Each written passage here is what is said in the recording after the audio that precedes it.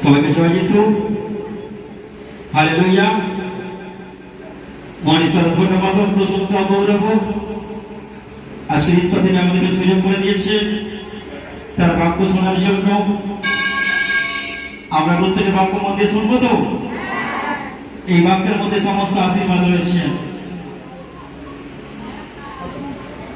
ঈশ্বর বলেন হিতোপদেশ 8:4 কি বলছে?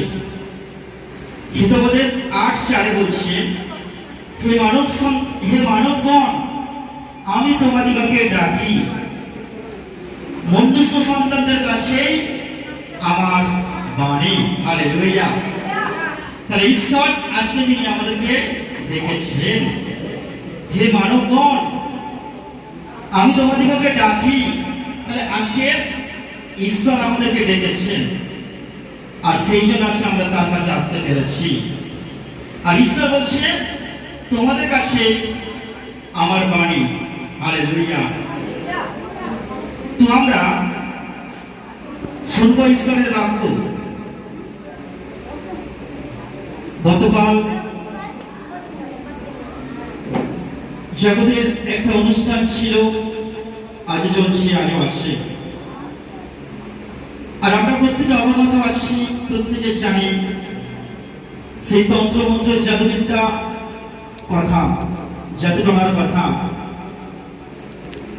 তো ঈশ্বরের সন্তানেরা দেখা যায় বহু মানুষ তারা তন্ত্রমন্ত্র জাদুবিদ্যার কাছে তারা বন্দী। আজকের দিনে অনেক পরিবারে অশান্তি হচ্ছে, আজকের দিনে শুনে অনেক পরিবারে কালা জাদু করছে, বিভিন্নভাবে জাদুবিদ্যা করছে। আর গতকালে যে রাতটা ছিল, সেই রাতে তন্ত্রমন্ত্র জাদুবিদ্যাকে, অশুভ শক্তিকে যারা এই নিয়ে গবেষণা করে, যারা এই নিয়ে কাজ করে, তারা বৃদ্ধি করেছে। আর এই শক্তিটা এখন একটা বছর, সারা বছর তারা কাজে লাগাবে। এই অশুভ শক্তি এখন তারা সঞ্চয় করেছে, সারা বছর এখন তারা কাজে লাগাবে। কিন্তু না, আমরা সেই সুযোগ তাদের দেব না। কারণ এই কৃষিতে বাক্য কি বলছে? আর দিয়াওয়ালকে সুযোগ দিও না। হালেলুয়া। আর শয়তানকে সুযোগ দিও না। মথিতে প্রভু যিশু কি বলছে? মথিতে প্রভু যিশু বলছে যে শয়তানের কাছে প্রণিপাত করো না। ঈশ্বর তার বাক্যে কি বলছে? ঈশ্বর তার বাক্যে বলছে যে শয়তানকে প্রতিরোধ করো, তাতে সে পলায়ন করবে। হালেলুয়া। তো আজকে আমাদেরকে ওই জাদুবিদ্যাকে, ওই তন্ত্রমন্ত্রের শক্তিকে, ওই দুষ্ট আত্মার শক্তিকে আমাদের প্রতিরোধ করতে হবে। আজকে যদি আমরা প্রতিরোধ না করতে পারি, আজকে সেই শক্তি আমাদের জীবনে কাজ করবে, বিশ্বাসীদের জীবনে আমরা কাজ করাবে, আমাদের আত্মিক জীবন নষ্ট হবে, আত্মিক জীবন ধ্বংস হবে। তাই ঈশ্বরের সন্তানেরা আমরা প্রস্তুত আছি। ঈশ্বর তিনি আজকে আমাদের দেখেছেন। আজকে অনেক খ্রিস্ট বিশ্বাসী পরিবারের মধ্যে অনেক সমস্যা নেমে আসছে। আর সেই সমস্যার জন্য আমরা বিশ্বাসী হয়েও আমরা ছুটে যাই জগতের বিভিন্ন জায়গায়, জগতের বিভিন্ন জায়গায় ছুটে যাই। আর সেখানে কি আমরা হতাশ হয়ে পড়ি, আমরা নিরাশ হয়ে পড়ি, আমরা দুর্বল হয়ে পড়ি। আজকের ঈশ্বরের সন্তানেরা অনেক পরিবারে সেই সমস্যা যাতে নেমে না আসে, আজকে তার জন্য ঈশ্বর আমাদের কি বাক্য দিয়েছেন, আজকে সেই বাক্য আমরা শুনবো। কথাটা শুনলে হয়তো তোমাদের অনেক খারাপও লাগতে পারে, কিন্তু না, এটা বাস্তব কথা। এটা বাস্তব কথা নয়, ঈশ্বরের বাক্যের কথা। অনেক বিশ্বাসী আসে, শুনে নেবেন, মন দিয়ে শুনবেন। স্বামী স্ত্রীর মধ্যে প্রায় সময় অশান্তি হয় অনেক বিশ্বাসী পরিবারের মধ্যে। আর সেখানে কি হয়? অনেক দিদি ভাইরা, অনেক স্ত্রীরা তাদের স্বামীকে থমকে রেখে দেয়, তাদের স্বামীদেরকে এক পায়ে খাড়া করে রেখে দেয়, তাদের স্বামীদেরকে স্ত্রীরা যা বলবে তাদের স্বামীরা কিন্তু সেই মতো চলে শুনবেন। এটা কিন্তু একটা জাদুবিদ্যা, আত্মা তার মধ্যে কাজ করছে। কতটা নতুন শুনছেন তাই না? অবশ্যই জানবেন যে স্ত্রী তার স্বামীকে চমকে থমকে রেখে দেয়, ভয় দেখিয়ে রেখে দেয়, তার বসে রেখে দেয়, তার স্ত্রীর মধ্যে জাদুবিদ্যার আত্মা কাজ করে। যে শয়তান জগতের তান্ত্রিকরা তন্ত্র মন্ত্র করে যে মানুষকে বশ করে, আজকে অনেক খ্রিস্ট বিশ্বাসী পরিবারে সেই আত্মা কাজ করে। আর যার কারণে অনেক স্বামীরা তার স্ত্রীদের থেকে ভয়ে ভয়ে থাকে। ঠিক বলছি তো? ভয়ে ভয়ে থাকে, জানবেন তার মধ্যে জাদুবিদ্যার আত্মা কাজ করছে। এই আত্মাটা শয়তান দ্বারা চালিত হয়। আজকের ইসলামের সন্তানেরা বাইবেল কি বলে? বাইবেল বলে স্ত্রীরা ভয় করবে স্বামীকে দেখে। স্বামীরা কেন ভয় করবে? জানবেন আমরা স্ত্রীর মধ্যে ওই আত্মা কাজ করছে। আজকের ঈশ্বর উল্টোটা বলে, কিন্তু বাস্তবে আত্মা দ্বারা চালিত হয়ে আপনারা ভুল পথে চালিত হন। আর যার কারণে আপনারা বন্দী হয়ে থাকেন। দোষ আপনার স্ত্রীর নয়। আপনি ভয় পাচ্ছেন আপনার স্ত্রীকে, দোষ আপনার স্ত্রীর নয়, আপনারও নয়, কারণ আত্মা কাজ করাচ্ছে তার মধ্য দিয়ে। ঈশ্বরের সন্তানরা আজকে আমরা বাক্য দেখবো। ঈশ্বরের বাক্য কি বলছে, কারণ আমরা বাক্য ছাড়া আমরা কথা বলি না। 2 করিন্থীয় 10:3-5 পদ কি বলছে? যদি আমরা মাংসে চলি, আমরা শরীর অনুযায়ী যুদ্ধ করি না। আমরা যেসব অস্ত্র শস্ত্র দিয়ে যুদ্ধ করি সেটা মানসিক নয়, তার পরিবর্তে তাদের যে ঐশ্বরিক ক্ষমতা আছে তার মাধ্যমে দুর্গসমূহ ধ্বংস করার জন্য ঈশ্বরের কাছে পরাক্রমী। আমরা সমস্ত বিতর্ক এবং ঈশ্বর জ্ঞানের বিরুদ্ধে যেসব জিনিস মহিমান্বিত হয়ে মাথা তোলে তাদেরও আমরা ধ্বংস করি, এবং আমরা সব মনের ভাবনাকে বন্দী করে খ্রিস্টের প্রতি বাধ্য হয়েছি। তার ঈশ্বরের সন্তানরা এই বাক্যের মধ্য দিয়ে আমরা কি বুঝতে পারি? এই বাক্যের মধ্য দিয়ে বুঝতে পারি যে যখন অশান্তি হয়, যখন দ্বন্দ্ব হয়, যখন স্বামী স্ত্রীর মধ্যে তর্ক বিতর্ক হয়, আর সেই সময় দেখা যায় যে যে যুদ্ধটা হয় এটা আমরা মাংসে চলি। যদি আমরা মাংসে চলি, আমরা শরীর অনুযায়ী যুদ্ধ করি না। আমরা শরীর অনুযায়ী যুদ্ধ করি না। এই যুদ্ধের পেছনে কে দায়ী থাকে? এই যুদ্ধের পেছনে দায়ী থাকে অন্ধকার জগতের অধিপতি, দুষ্টমনের অধিপতি। আর সেই অন্ধকার জগতের অধিপতি, দুষ্টমনের অধিপতি শয়তান তাদের জীবনে প্রবেশ করে তাদের দাম্পত্য জীবনকে নষ্ট করে, দাম্পত্য জীবনকে ধ্বংস করে, দাম্পত্য জীবনকে শেষ করে। আজকের ঈশ্বরের সন্তানেরা আমরা যেসব অস্ত্র দিয়ে যুদ্ধ করি সেটা মানসিক নয়। যে আমাদের মধ্যে যুদ্ধ হয়, স্বামী স্ত্রীর মধ্যে আমাদের মধ্যে যে যুদ্ধ হয় সেটা কোনো অস্ত্রের যুদ্ধ নয়, সেটা আত্মিক জগতের সঙ্গে শয়তানের বিরুদ্ধে কন্টিনিউ লড়াই হচ্ছে, কন্টিনিউ যুদ্ধ হচ্ছে। সেখানে এই আত্মাগুলো কাজ করে। কারণ তান্ত্রিকরা তারা তন্ত্রমন্ত্র জাদুবিদ্যা জাদুটোনার বলে বিভিন্ন আত্মাকে শক্তিশালী হয়ে তারা এই আত্মাগুলোকে তারা এই জগতে বিশ্বাসীদের উপরে প্রয়োগ করে, এবং যদি তার সঙ্গে শত্রুতা থাকে তার উপর প্রয়োগ করে। অশান্তি দ্বন্দ্ব যুদ্ধ বাঁধিয়ে দেয় সেই পরিবারগুলোতে। আমরা কি করি? আমরা ছুটে যাই সেই সমস্ত জায়গায়। এখন আপনারা অনেকেই আছেন এখানে উপস্থিত, ঈশ্বরের বাক্য শুনছেন, কিন্তু যদি কিছু হয় অগ্নি ছুটে যাবেন কোথায় পাশের বাড়ি গিয়ে ঝাড়ফুঁক দিচ্ছে, অগ্নি ছুটে যাবেন কোথায় একটা মাদুলি বাঁধার জন্য, একটা আংটি নেওয়ার জন্য, পাথর নেওয়ার জন্য আপনারা ছুটে যান।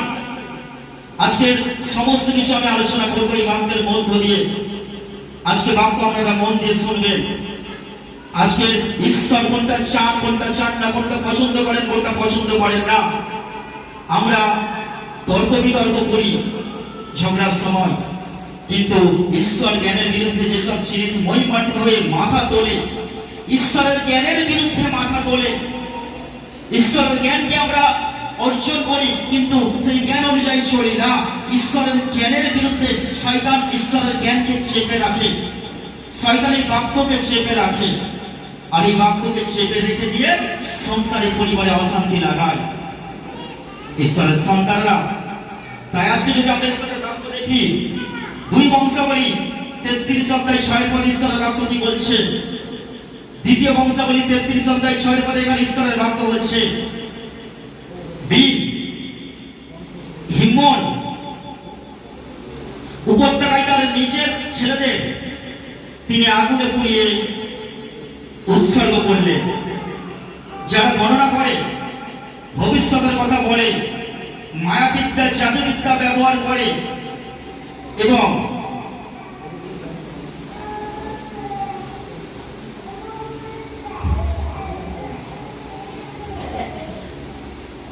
সেখানে তার নিজের ছেলেদের তিনি আগুনে পুড়িয়ে উৎসর্গ করলেন। যারা গণনা করে, ভবিষ্যতের কথা বলে, মায়াবিদ্যা জাদুবিদ্যা ব্যবহার করে এবং মৃতদের সঙ্গে কথা বলে, আর মন্দ আত্মাদের সঙ্গে যারা কথা বলে তিনি তাদের সঙ্গে পরামর্শ করতেন। তাহলে দেখুন এখানে বাক্যে কি লেখা আছে, মৃতদের সাথে কথা বলে, মন্দ আত্মাদের সাথে কথা বলে। কারা কথা বলে? যারা জাদুটনা করে, তন্ত্রমন্ত্র জাদুবিদ্যা করে। অনেক হয়তো বিশ্বাস করে না, ওগুলো বিশ্বাস করে না, ওগুলো বুঝো কি ওগুলো হয় না, না আসে আসে। ঈশ্বরের শক্তি যেমন জগতের মুখে রয়েছে, এই পৃথিবীর মুখে রয়েছে, তেমন তার চিরশত্রু মন্দ শক্তি এই জগতের মুখে রয়েছে। আর ঈশ্বরের শক্তিকে নষ্ট করার জন্য মন্দ শক্তির বাড়বাড়ন্ত বৃদ্ধি বেশি। আর ঈশ্বর তার বাক্য কি বলেছেন? তার বাক্য বলেছেন যে যারা গণনা করে, অনেকে বলে না অ্যাস্ট্রোলজার একটা কম্পিউটার ল্যাপটপ নিয়ে বসে থাকে, আপনারা ছুটে যান তার কাছে আর গিয়ে বলেন যে আমার ভাগ্যটা একটু বলে দিন না, আমার গণনাটা একটু বলে দিন না, আমার কেন এত সমস্যা, এত কেন অশান্তি হচ্ছে, ইত্যাদি ইত্যাদি। আর তারা ল্যাপটপ দেখে ইত্যাদি ইত্যাদি একটা সাজেশন দেয়। আর আমরা কি বলেন, হ্যাঁ মিলে গেছে আমার জীবনের সাথে, ঠিকই তো বলছে, বাবা যা বলছে প্রত্যেকটা কথা মিলে যাচ্ছে। হ্যাঁ, এই বাবা যা বলছে মিলে যাচ্ছে, আর সেই বাবা যিনি আমাদের সৃষ্টিকর্তা তিনি যা বলছেন সব কি ভুল কথা নাকি? ঈশ্বরের সন্তানরা আমরা সৃষ্টিকর্তা পিতার কথা না শুনে জগতের বাবার কথা শুনে বলি হ্যাঁ বাবা ঠিক বলছে। আমাদের ভাগ্য কম্পিউটারের ভেতরে আছে, তাই না? আমাদের ভাগ্য ল্যাপটপের ভেতরে আছে, তাই না? ল্যাপটপ থেকে বলে দিচ্ছে আমাদের এই হবে, তাই হবে, হ্যাঁ হবে, ইত্যাদি ইত্যাদি। আর আমরা বিশ্বাস করে বাবা কত টাকা? 50,000 টাকা আমরা দিয়ে চলে আসছি তার কাছে। কিন্তু যে বাবা আমাদের বলেছেন আমার কাছে এসো, আমি তোমাদের বিশ্রাম দেব, আমি তোমাদের শান্তি দেব, 1 টাকা লাগবে না, হালেলুয়া। আমরা তার কাছে আসি না, আর সেই বাবার কাছে যাই 20, 30, 40, 50,000 টাকা দিয়ে আসি, কিন্তু কাজের কাজ কিছু হয় না, উল্টে আমাদের জীবনে ক্ষতি নেমে আসে। আর বাক্য কি বলছে? যারা ভবিষ্যতের কথা বলে, যারা মায়াবিদ্যা, যারা জাদুবিদ্যা ব্যবহার করে এবং মৃতদের সঙ্গে কথা বলে, মৃতদের সঙ্গে ওই তান্ত্রিকরা তন্ত্রমন্ত্র গুণিবিদ্যা জাদুবিদ্যা তারা কথা বলে। গতকাল রাত্রে তারা কথা বলেছিল, কালী পূজার রাতে আমরা হয়তো ঘুমিয়ে পড়েছিলাম, কিন্তু রাতের অন্ধকারে তারা তাদের কাজ সেরে চলে এসেছে। রাতের অন্ধকারে গোপনে তারা তাদের কাজকে সেরে চলে এসেছে। ওই কাজ আমরা সারা বছর ধরে চালাবে, কিন্তু না, আজকে ঈশ্বর আমাদের চোখ খুলে দিয়েছে। সেই শক্তিকে ঈশ্বর বলছে ওই শক্তিকে আমি পায়ের তলায় রাখি, হালেলুয়া। তাই বাক্য বলছে, এবং যারা মন্দ আত্মাদের সাথে কথা বলে তিনি তাদের সঙ্গে পরামর্শ করতেন। ইসরায়েলের এক রাজা তিনি মন্দ আত্মাদের সঙ্গে তিনি কথা বলতেন এবং তিনি গুণবিদ্যা জাদুবিদ্যাকে তিনি বেশি ব্যবহার করতেন। আজকে ঈশ্বরের সন্তানেরা এই জায়গায় ঈশ্বরের বাক্য কি বলছে? সদাপ্রভুর চোখে অনেক মন্দ কাজ করে তিনি তাকে অসন্তুষ্ট করতেন। দেখুন, ঈশ্বরের চোখে এই কাজগুলো হলো মন্দ, ঈশ্বরের চোখে এই কাজগুলো হলো মন্দ।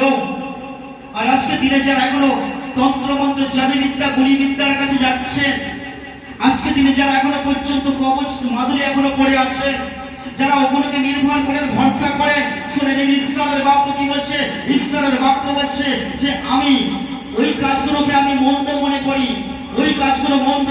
সদাপ্রভুর চোখে অনেক মন্দ কাজ করে তিনি তাকে অসন্তুষ্ট করতেন ঈশ্বরের সন্তানেরা। তাই আমরা যেন কোনো মন্দ কাজ না করি, আমরা এমন কোনো কাজ করব না যে কাজের মধ্য দিয়ে ঈশ্বর অসন্তুষ্ট হয়, যে কাজের মধ্য দিয়ে ঈশ্বর কষ্ট পান। আমরা সেই মন্দ কাজ আমরা আর করব না। তাই আপনার পরিবারে, আপনার সন্তানের জীবনে, আপনার স্ত্রীর জীবনে যাই কিছু হোক না কেন, আপনি ছুটে ওই সমস্ত জায়গায় যাবেন না। কোন তন্ত্র মন্ত্র জাদুবিদ্যা টুকটাক বশীকরণের দিকে আপনি ছুটে যাবেন না। কেন? ঈশ্বর সেটা ঘৃণা করেন, ঈশ্বর সেটা পছন্দ করেন না। তারপরে যদি আমরা বাক্য দেখি, দুই রাজাবলী, দ্বিতীয় রাজাবলী 21 অধ্যায় 6 পদ কি বলছে? দ্বিতীয় রাজাবলী 21 অধ্যায় 6 পদে এখানে ঈশ্বরের বাক্য বলছে, তিনি নিজের ছেলেকে আগুনে হোম বলে উৎসর্গ করলেন। তিনি মায়াবিদ্যা ব্যবহার করতেন ও ভবিষ্যৎবাণী করতেন, এবং যারা ভূতের মাধ্যম হয় এবং মন্দ আত্মাদের সঙ্গে সম্বন্ধ রেখে তিনি তাদের সঙ্গে সলা পরামর্শ করতেন। তিনি সদাপ্রভুর চোখে অনেক মন্দ কাজ করে তাকে অসন্তুষ্ট করলেন। তাহলে বুঝতে পারছেন বাক্য কি বলছে? তাহলে ওরা ভূতদের সাথে কথা বলে, ওরা ভবিষ্যৎবাণী করে, ওরা মায়াবিদ্যা করে, আর সেই মায়াবিদ্যায়, সেই ভবিষ্যৎবাণীতে আর সেই মন্দ আত্মাদের সাথে সম্পর্ক ওরা রাখে, ওরা সলা পরামর্শ করে। মন্দ ব্যক্তি কখনো ভালো ব্যক্তির সাথে মেশে না, মন্দ ব্যক্তি মন্দ ব্যক্তির সঙ্গে মেশে। চোর কখনো জ্ঞানবান ব্যক্তির সঙ্গে মেশে না, চোর চোরদের সঙ্গে মেশে, তাই তো? জ্ঞানবান ব্যক্তি জ্ঞানবান ব্যক্তির সঙ্গে মেশে। ঈশ্বরের সন্তানেরা যারা ওই ধরনের কাজ করে, তারা সবসময় ওই মন্দ লোকেদের খুঁজবে, ঈশ্বরের সন্তানেরা। তাই আমরা যেন ওদের থেকে আমরা যেন দূরে সরে থাকি। ঈশ্বরের বাক্য বলছে দ্বিতীয় বিবরণ 18 অধ্যায় 10 থেকে 12 পদ, দ্বিতীয় বিবরণ 18 অধ্যায় 10 থেকে 12 পদ, এখানে ঈশ্বরের বাক্য কি বলছে? তোমাদের মধ্যে যেন এমন কোন লোক পাওয়া না যায় যে ছেলে বা মেয়েকে আগুনের মধ্য দিয়ে নিয়ে যায়। কোন জাদুকর, কোন লোক যে মৃতদের সঙ্গে কথা বলে অথবা যে আত্মাদের সঙ্গে কথা বলে, কারণ যারা ওই সব করে সদাপ্রভু তাদের ঘৃণা করে। হালেলুয়া। তাহলে বুঝতে পারছেন তো, ঈশ্বর যাকে ঘৃণা করে, আর আপনি ছুটে যাচ্ছেন সেই জাদুবিদ্যা, সেই তন্ত্রমন্ত্র, সেই মন্দ লোকেদের দিকে।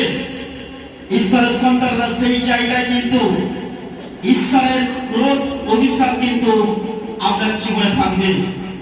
কি লিখছেন? খাতা কোথায়? হাতে ভাগ করেছ কেন? খাতা নিয়ে বসে যায় না ঈশ্বরের সন্তানেরা। তাহলে দ্বিতীয় বিবরণ 18 অধ্যায় 10 থেকে 12 পদ এখানে আমরা দেখতে পাই, এই বাক্যের মধ্য দিয়ে ঈশ্বর বলছে যে তোমরা যেন এমন লোকদের কাছে আমরা যেন না যাই। তাহলে যারা তন্ত্র মন্ত্র করে ঈশ্বর তাদের ঘৃণা করেন, আর আপনি ছুটে যাচ্ছেন তাদের কাছে আমরা জীবনকে পরিবর্তন করার জন্য। তাহলে ঈশ্বর যাকে ঘৃণা করেন, ঈশ্বর যেটা পছন্দ করেন না, আর আপনারা ছুটে যাচ্ছেন সেই তাদের কাছে। তাহলে আপনিও ঈশ্বরের কাছে ঘৃণিত ব্যক্তি হবেন। বাইবেল কি বলছে? বাইবেল হচ্ছে কোন জাদুকর, কোন লোক যে মৃতদের সঙ্গে কথা বলে অথবা যে আত্মাদের সাথে কথা বলে, কারণ যারা এই সব করে সদাপ্রভু তাদের ঘৃণা করে, আর সেই ঘৃণিত কাজের জন্য ঈশ্বর সদাপ্রভু তোমার সামনে থেকে তাদেরকে তাড়িয়ে দেবেন। তাহলে বুঝতে পারছেন তো, আপনি ঈশ্বরের কাছে এসেছেন, ঈশ্বর আপনাকে খুঁজে বের করেছে, ঈশ্বর আপনাকে আশীর্বাদ করেছে, আর তারপরেও আপনি ধৈর্য ধরছেন না। আপনি ধৈর্য ধরছেন না, এত বছর হয়ে যাচ্ছে সন্তান পাচ্ছি না। ওখানে বলেছে যে ওখানে গেলে ওই মাদুলি নিলে, ওই বাবার কাছে গেলে, ওখানে গেলে ওই কথা শুনলে যে আমার তাড়াতাড়ি সন্তান এসে যাবে, ওখানে মানত করলে আমার তাড়াতাড়ি সন্তান এসে যাবে, ওখানে মানত করলে, ওই আংটিটা ব্যবহার করলে, ওই পাথরটা ব্যবহার করলে, ওই ধনলক্ষ্মী যন্ত্র ঘরে বসালে, এইভাবে যদি আমি এই মন্ত্রগুলো প্রতিদিন উচ্চারণ করি তাহলে কিন্তু আমার আর্থিক সংকট থেকে, বন্ধাত্মতা থেকে, সমস্ত কষ্ট যন্ত্রণা থেকে মুক্তি পাবো। আর একজন বিশ্বাসী হয়ে আপনারা সেখানে ছুটে যাচ্ছে। যারা অবিশ্বাসী তারা যায়, ঠিক আছে, কারণ তারা তো ঈশ্বরের বাক্য জানে না। কিন্তু যখন আজকে আমরা ঈশ্বরের বাক্য জেনেছেন, শুনছেন, তখন আর ছুটে যাওয়ার দরকার নেই। কারণ আপনি যখন ছুটে যাবে, ঈশ্বর তখন আপনাকে সরিয়ে দেবে। তার সম্মুখ থেকে, তার দৃষ্টির সম্মুখ থেকে ঈশ্বর আপনাকে সরিয়ে দেবে। আর তখন আপনি ঈশ্বরের কাছে প্রার্থনা করবেন, কিন্তু সে প্রার্থনা ঈশ্বর শুনবে না, সে প্রার্থনা ঈশ্বর আর উত্তর দেবেন না। হালেলুয়া। ঈশ্বরের সন্তানরা, আমার হাতে কোনো আংটি আছে, কোনো মাদুরি আছে, কোনো পাথর আছে না। কারণ আমি আগে থেকেই বাক্য আলোচনা করলাম, প্রভু যিশু আমাদেরকে পাথরে কেটেছেন, প্রস্তরে কেটেছেন, সেই মেন পাথরটা প্রভু যিশু। তাই আমাদের জীবনকে তিনি পাথরের উপর কেটেছেন। তাই কোনো পাথর দরকার নেই, কোনো পাথর আমাদের জীবনকে চেঞ্জ করতে পারে না। হালেলুয়া। যারা রাস্তার ধারে বসে পাথরে বিক্রি করছেন, বট গাছের নিচে কাগজ পেতে, আপনারা তাকে গিয়ে বলুন না, ও ব্যবসায়ী, আপনি আপনার জীবনকে এই পাথরটা করে আগে নিজেকে পরিবর্তন করুন। আপনি ধনী হন, আপনি কোটিপতি হন, তারপরে ধনী হয়ে কোটিপতি এসে 4 চাকা গাড়ি নিয়ে আপনি তখন বিক্রি করতে আসবেন। আর তখন বলবেন, দেখেছেন আমি পাথরটা করে এই গাড়িটা কিনেছি, আমি পাথরটা করে এই বাড়িটা তৈরি করেছি, আমি পাথরটা করে আমার জীবন পরিবর্তন হয়ে গেছে, তাই তো আমি 4 চাকা গাড়ি এনে এইটা বিক্রি করতে এসেছি। যাচাই করবেন, তারপরে কিনবেন। আগে তাদের প্রশ্ন করুন। হালেলুয়া। যে নিজের জীবনকে পরিবর্তন করতে পারে না, সে এসেছে আপনার জীবনকে পরিবর্তন করতে। হালেলুয়া। ঈশ্বরের সন্তানেরা, যিনি আমাদের জীবনকে পরিবর্তন করতে পারেন, তিনি এসেছেন স্বর্গ থেকে ধরার ধুলিতে। যিনি বললেন যে যখন তিনি জেরুজালেমের উপাসনা গিয়ে যখন শিক্ষা দিচ্ছিলেন, আর যখন সেখানে ফরিসি রোমীয় সৈন্যরা ছিলেন, আর সেই মন্দিরের মধ্যে যখন ব্যবসা বাণিজ্য হচ্ছিল, যখন সেখানে শিক্ষা দিচ্ছিলেন, তখন তিনি একটা দড়ি নিয়ে তিনি চাবুকের মতো করে তিনি ঘোরালেন, সমস্ত ব্যবসাকে তিনি বন্ধ করে দিলেন, পায়রা টেবিলকে উল্টে দিলেন, পায়রাকে ছেড়ে দিলেন, আর সমস্ত দুর্নীতি মন্দ কাজকে তিনি বন্ধ করে দিলেন। আর সেখানে তারা এসে বলেছিল, প্রভু যিশু বলেছিল, এই মন্দিরকে ভেঙে ফেলো, আমি 3 দিনের দিনটা তুলব। তখন তারা বলেছিল, এই মন্দিরটা তৈরি করতে 46 বছর সময় লেগেছে, আর তুমি কিনা 3 দিনে তুলবে? কি প্রমাণ আছে তুমি 3 দিনে তুলবে? প্রভু যিশু আসলে কোন মন্দিরের কথা বলেছিল সেটা তারা বুঝতে পারেনি। ঈশ্বরের সন্তানেরা, আজকে তাহলে যিনি মন্দিরকে 3 দিনের দিন তুলতে পারেন, যিনি এসেছেন এই পৃথিবীর মুখে, যিনি স্বর্গ হতে এই ধরার ধুলিতে এসেছেন, যাকে কবর দিলেও কবর থেকে যে বেরিয়ে আসার যার ক্ষমতা আছে, যিনি জীবন্ত ঈশ্বর, আজকে আপনি তার কাছে ছুটে আসুন। আজকে মানুষ তার কাছে না এসে, যে উঠতে পারে না, যে কবরে চলে গেছে, যে মৃত হয়ে গেছে, যার ওঠার ক্ষমতা নেই, যে পরিত্রাণ দিতে পারে না, যে আমাদেরকে মুক্তি দিতে পারে না, আজকে আমরা তার কাছে ছুটে যাচ্ছি। ঈশ্বরের সন্তানরা, আমরা সেই জীবন্ত ঈশ্বরের কাছে ছুটে আসি না, যিনি 3 দিন পরে জীবিত হয়েছিলেন। তিনি বলছেন আমি নিজেই মৃত্যুর মধ্যে প্রবেশ করতে পারি, আমি নিজেই মৃত্যু থেকে বেরিয়ে আসতে পারি। মৃত্যু, জন্ম এবং মৃত্যু এটা আমার হাতে আছে, আমি নিজেই তা করতে পারি। Hallelujah, hallelujah. ঈশ্বরের সন্তানরা, তাই এই বাক্য কি বলছে? আর সেই ঘৃণিত কাজের জন্য তোমার ঈশ্বর সদাপ্রভু তোমার সামনে রেখে তাদেরকে তাড়িয়ে দেবেন। যাত্রা পুস্তক 22 অধ্যায় 18 পদে কি দেখতে পাই? যাত্রা পুস্তক 22 অধ্যায় 18 পদে দেখতে পাই, তিনি জাদুকারীকে, তুমি জাদুকারীকে জীবিত রেখো না। পুরাতন নিয়মে যারা জাদুবিদ্যা, তন্ত্রমন্ত্র, মায়াবিদ্যা করতেন, ঈশ্বর অনুমতি দিয়েছিলেন। ঈশ্বর বলেছিলেন এই জাদুবিদ্যা তন্ত্র মন্ত্র যারা করে তাদেরকে জীবিত রেখো না। ঈশ্বর নির্দেশ দিয়েছেন তাদেরকে জীবিত রেখো না। ঈশ্বরের সন্তানরা, তাহলে আমরা কি করছি? এখনো পর্যন্ত আমরা সেই ভুল পথে আমরা চালিত হচ্ছি না। এই গুলি বিদ্যা জাদুবিদ্যাদের কাছে আমরা যাব না। ঈশ্বরের সন্তানরা, হতে পারে ওদের একটা শক্তি আছে, ওদের একটা শক্তি আছে, কিন্তু ওরা সেই মন্ত্র তন্ত্র জাদুবিদ্যা দুষ্ট শক্তির বলে মানুষের জীবনকে ধ্বংস করে, মানুষের জীবনকে ক্ষতি করে। ওরা মানুষকে উপকার করতে পারে না। কিন্তু প্রভু যিশু কি বলেন? আজকে যখন আমরা ঈশ্বরের সন্তান, আজকে যখন আমরা ঈশ্বরের কাছে এসেছেন, ঈশ্বর তখন আপনাকে আপন পালকে তিনি আবৃত করে রেখেছেন, তিনি আপনাকে ঢেকে রেখেছেন। তাই কোনো দুষ্টের ছলচাতুরি পরিকল্পনা থেকে কোনো তন্ত্রমন্ত্রের জাদুবিদ্যা আমাদের জীবনে আর কাজে লাগবে না। Hallelujah, hallelujah. কিন্তু যখন আপনি ওগুলোকে প্রশ্রয় দেবেন, যখন ওগুলোকে আপনি ধ্যান দেবেন, যখন ওগুলোকে আপনি বেশি গুরুত্ব দেবেন, তখন কিন্তু আপনাকে অনায়াসে সহজে ওরা বন্দী করে নেবেন। কিন্তু না, আমরা বন্দী হতে দেব না। ঈশ্বর আমাদের সেই শক্তি পাওয়ার ক্ষমতা দিয়েছে। তিনি বলেছেন যে আমি তোমাকে সমস্ত শক্তির উপরে, সমস্ত শয়তানের শক্তির উপরে কর্তৃত্ব করার ক্ষমতা আমি তোমাদেরকে দিলাম। হালেলুয়া। যিশু সমস্ত মন্দ শক্তির উপরে কর্তৃত্ব করার ক্ষমতা তিনি আমাদেরকে দিয়েছেন। তাই কোনো কিছুই আমাদের হবে না। Hallelujah, hallelujah. ঈশ্বরের সন্তানেরা, তাই যিশু যখন আপনার সঙ্গে আছেন, যিশুর আশীর্বাদের হাত যখন আপনার সঙ্গে আছেন, আর তিনি স্বয়ং বলেছেন আমি যখন তোমার সঙ্গে আছি, তাই আমরা বলতে পারি সে কোন শক্তি আমাদের জীবনে কাজ করবে না। হালেলুয়া।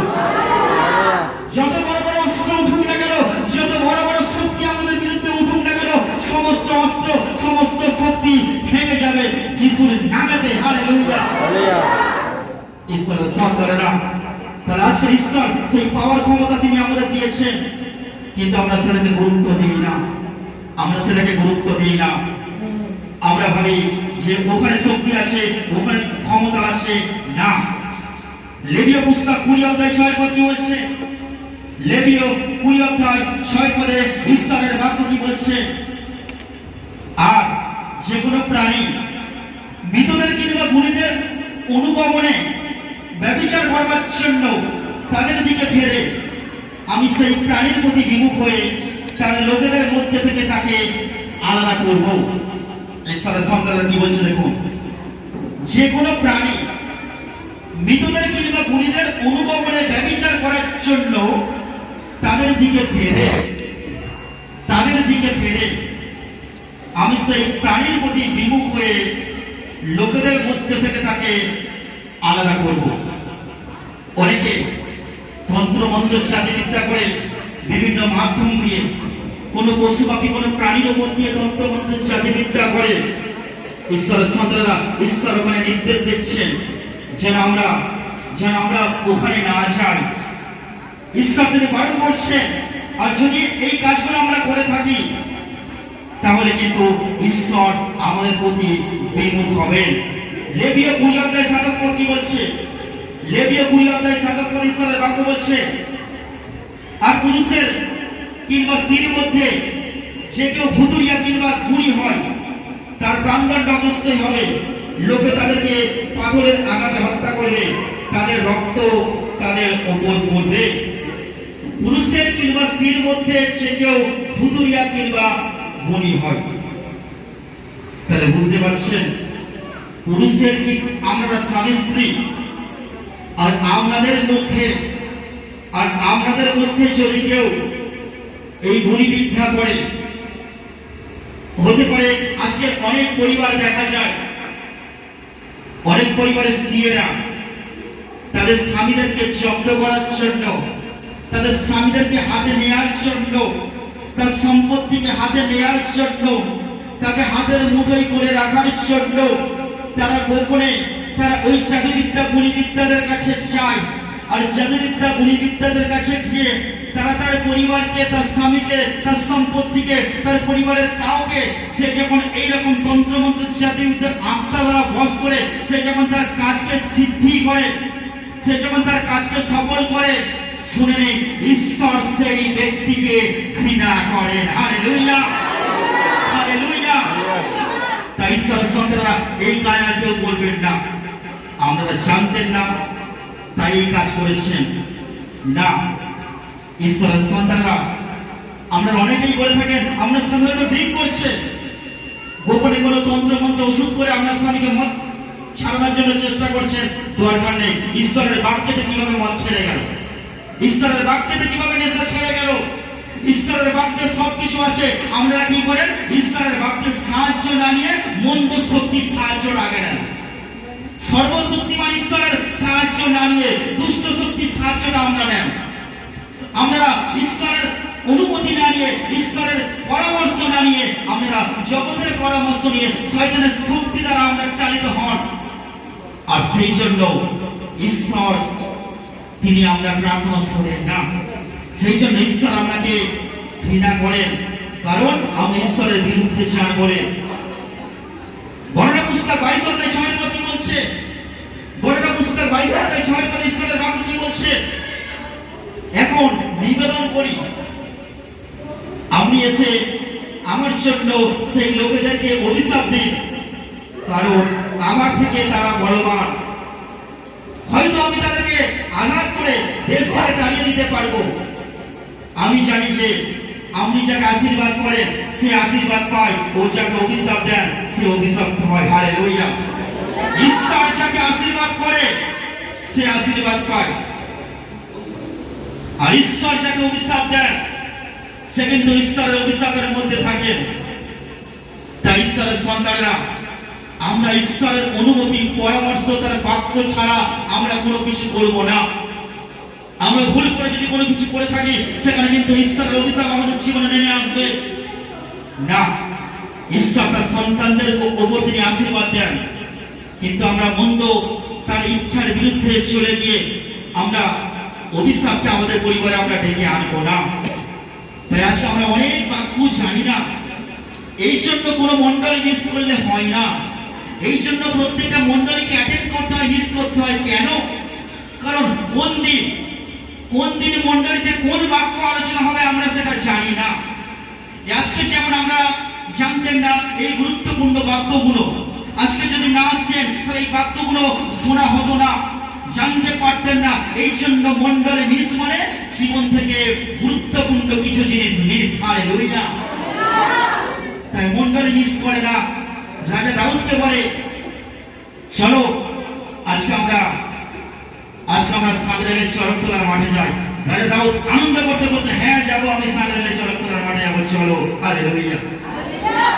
ঈশ্বরের সন্তানেরা তাহলে যখনই বলা হবে যেন তখনই আমরা তার কাছে চলে আসি।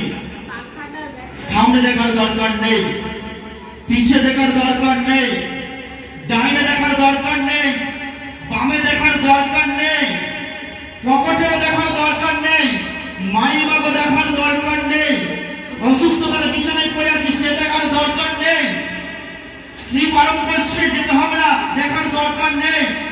ঈশ্বর যখন আমাকে ডেকেছে তখন আমি বলবো প্রভু আমি তোমার কাছে যাব, কিভাবে নিয়ে যাবে তুমি আমাকে নিয়ে চলো। ঈশ্বর বলবে যখন তুমি আমার উপর দায়িত্ব দিয়েছো দেখো আমি তোমাকে কিভাবে নিয়ে আসি। Hallelujah, hallelujah. আমি বলছি মিলিয়ে নেবেন, আমি বলছি মিলিয়ে নেবেন। অনেকে বলে স্যার পয়সা নেই যেতে পারি না, আমি বলছি মিলিয়ে নেবেন। একদিন ঈশ্বরের মন্দিরে আসবেন, আলাদা গৃহতে আসবেন, কোনো টাকা নিয়ে আসবেন না। ঈশ্বর বলে আমাকে পরীক্ষা করে দেখো আমি তোমাকে আকাশের দ্বার খুলে আশীর্বাদ করি কিনা। কোনো টাকা পয়সা নিয়ে আসবেন না, আপনি রোডে আসবেন আর প্রভুকে বলবেন প্রভু আমার কাছে টাকা নেই, প্রভু আমার কাছে অর্থ নেই, টাকা নেই, আমি কিভাবে তোমার মন্দিরে যাব। আপনি রোডে মন খারাপ করে দাঁড়িয়ে থাকবেন, প্রভু আমি তোমার কাছে যাব, আমি এই জায়গায় এসে স্টপ হয়ে গেছি, আমার অর্থ নেই, অত দূরে আমি যেতে পারবো না, আমি কি করব প্রভু তুমি আমার ব্যবস্থা করে দাও। প্রভু কাউকে পাঠাবেন, আমি বলছি মিলিয়ে নেবেন, কোন সহৃদয় ব্যক্তিকে পাঠাবেন আর এসে বলবে দিদি ভাই দাদা ভাই আপনি কি কোথাও যাবেন, মন খারাপ করে দাঁড়িয়ে আছেন, তখন আপনি বলবেন হ্যাঁ আমি ঈশ্বরের বিয়েতে যাবো কিন্তু হাতে টাকা নেই, তখন তিনি বলবেন উঠে বলুন আমি পৌঁছে দিচ্ছি আপনাকে।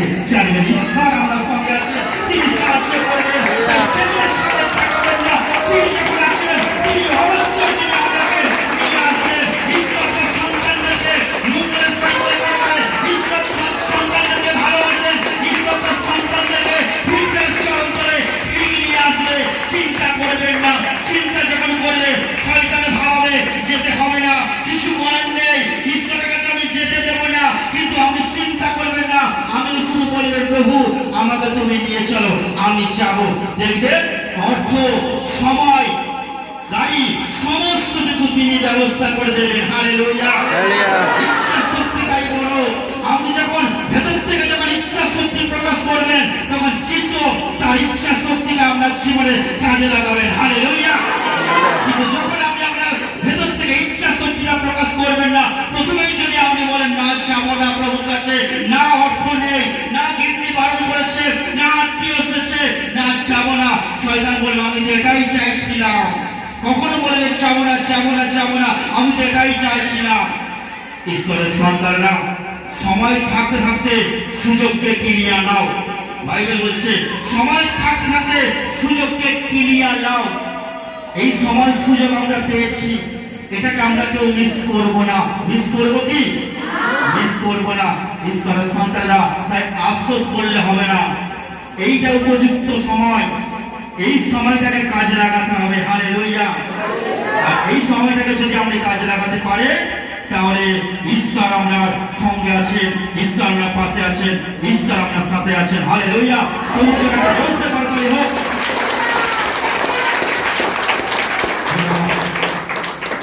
আমি এই জন্য বলি আজকে ছোট ছোট বাচ্চা কতজন এসেছে একটু দাঁড়াও তো। ছোট্ট ছোট্ট ছোট্ট ছেলে মেয়েরা বাচ্চারা কজন এসেছে, কারা কারা এসেছো? ছোট্ট ছোট্ট শিশুরা ছেলে মেয়েরা কারা কারা এসেছো? ধন্যবাদ।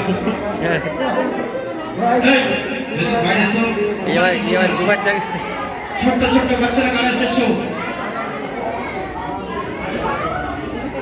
ধন্যবাদ। দেখি ছোট্ট ছোট্ট শিশুরা দু হাত তুলে বলো জয় যিশু। হালেলুয়া। আপনাদেরকে বলবে না, শুধু শিশুরাই বলবে। বলো জয় যিশু। হালেলুয়া। জোরসে বলো জয় যিশু। হালেলুয়া। জয় যিশু। হালেলুয়া। জোরসে বলো জয় যিশু। হালেলুয়া। জয় যিশু। হালেলুয়া। জয় যিশু। হালেলুয়া। তো ঠিক আছে, তোমাদের জন্য একটা বাক্য আছে, প্রত্যেকে মন দিয়ে শোনো। বসে পড়ো। ছোট ছোট শিশুরা, ছোট ছোট বোনেরা বসে পড়ো আর মন দিয়ে শোনো বাক্য ঈশ্বরের। ঈশ্বরের এক সন্তানের ছেলে, ঈশ্বরের এক সন্তানের ছেলে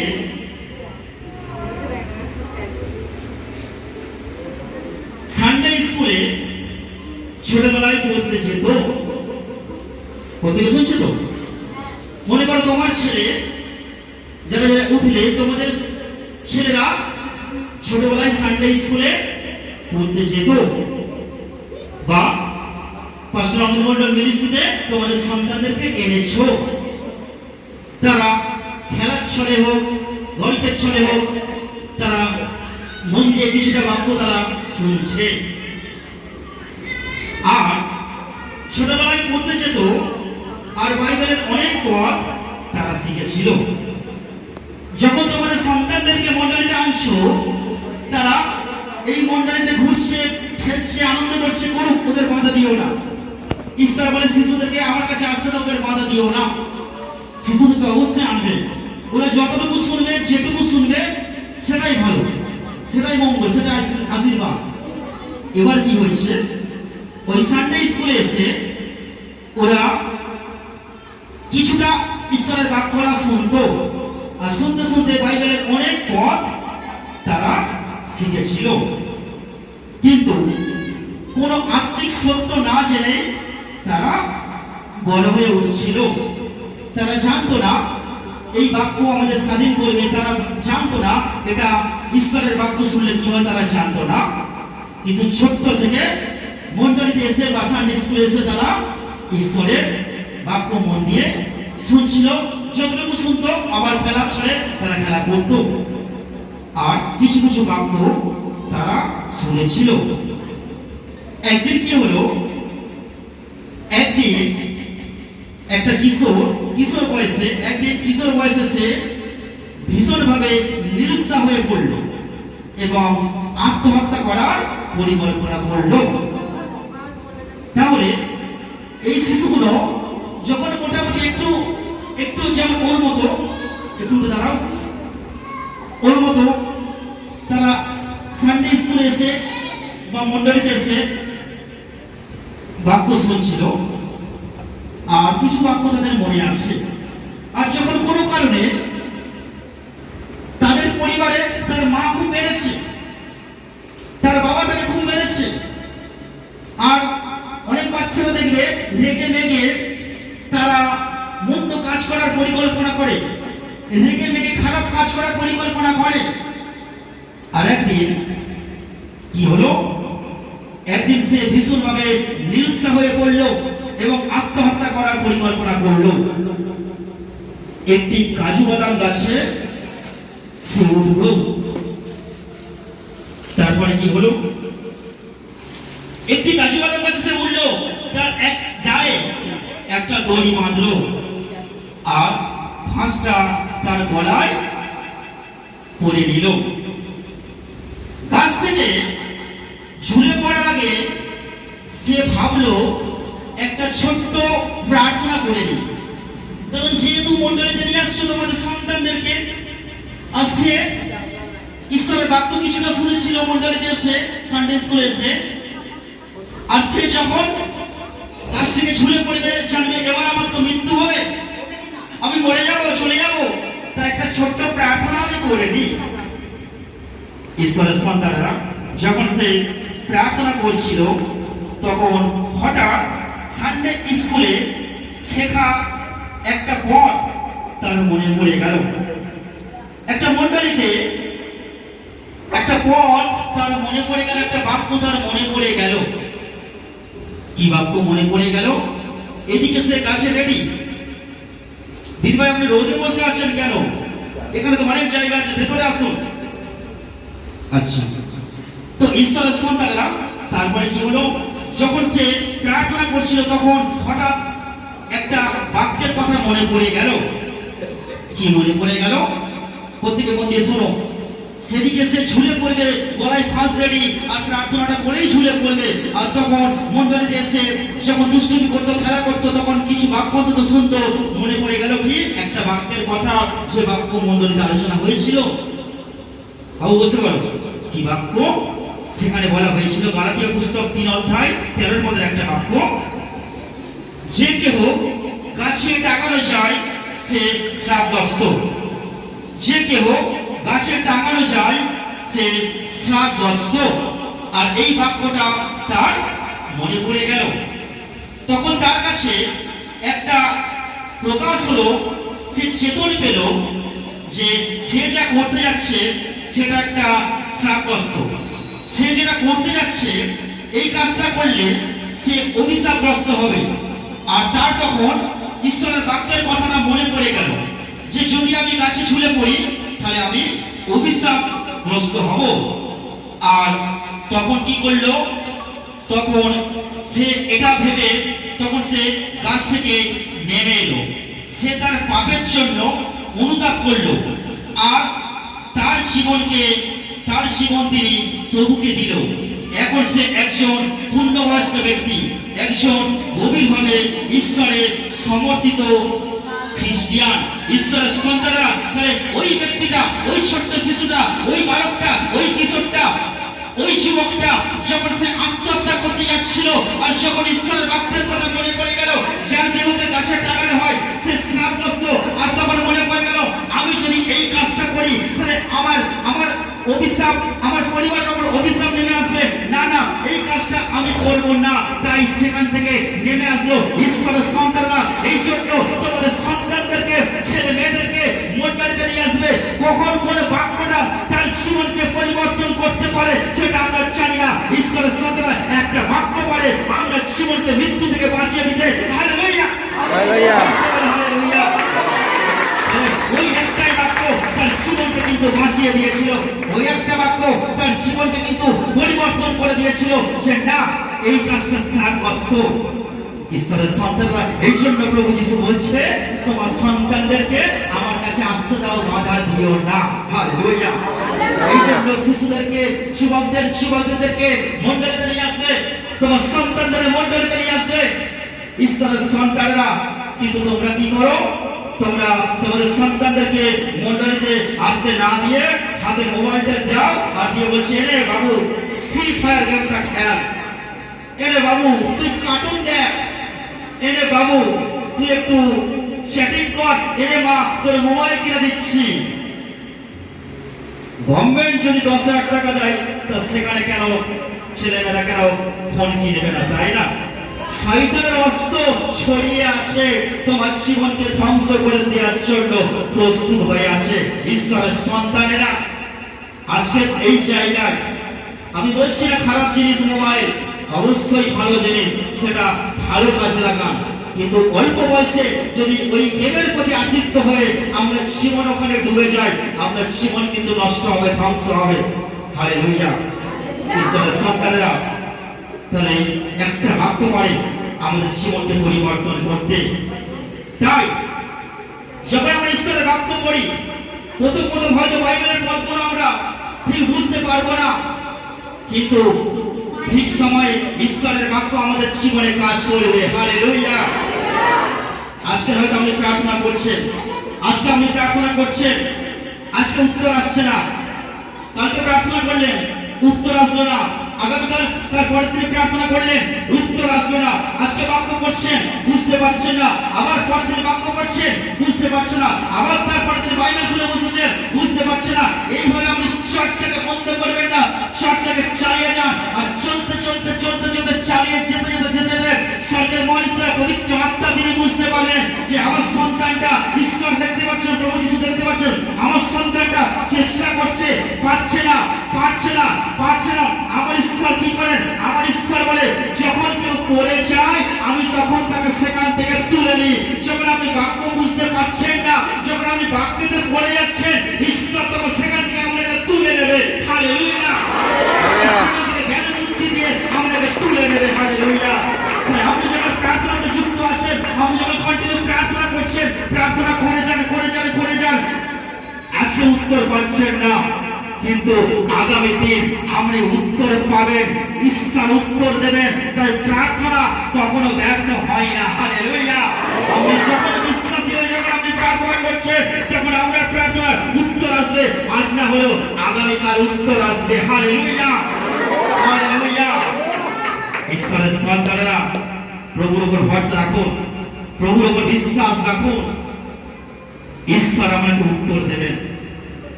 আমাদের মিনিস্ট্রির মধ্য দিয়ে 72 জন মা হয়ে গেছে, তাই না? ঈশ্বর উত্তর দিচ্ছেন, ঈশ্বর ধাপে উত্তর দিচ্ছেন।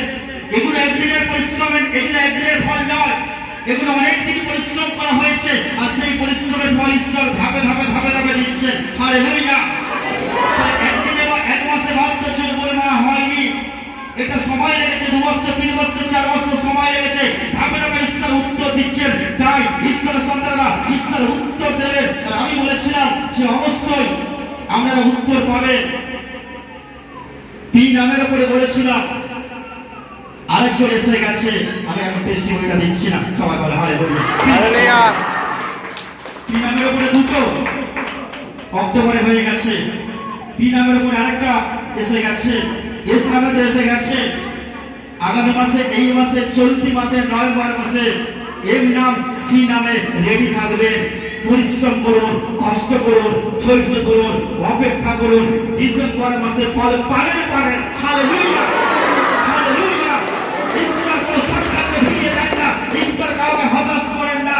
যে কেউ তাকে ধৈর্য ধরে থাকে, ঈশ্বর তাকে উত্তর দেন, ঈশ্বর তাকে সাড়া দেন। হালেলুয়া। ঈশ্বরের সন্তানেরা, তাই প্রভুর উপর ভরসা রাখুন, প্রভুর উপর বিশ্বাস রাখুন, আর ঈশ্বর আপনাকে আশীর্বাদ দিয়ে দিয়েছে। আজকে যখন আপনি এখানে এসেছেন, সমস্ত আশীর্বাদকে আপনি নিয়ে যাবেন। আজকে আপনি যখন এখানে এসেছেন,